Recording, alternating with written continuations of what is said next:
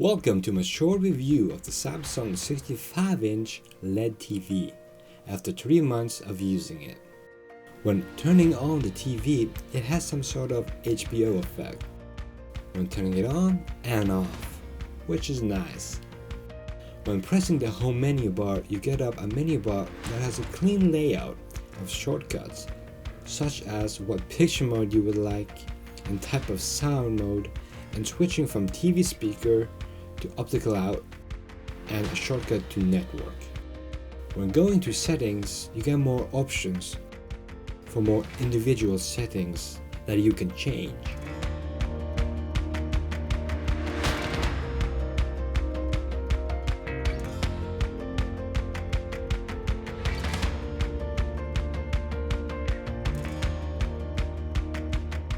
On the home menu, you have apps, YouTube, Netflix, and other apps that are customized for your country region.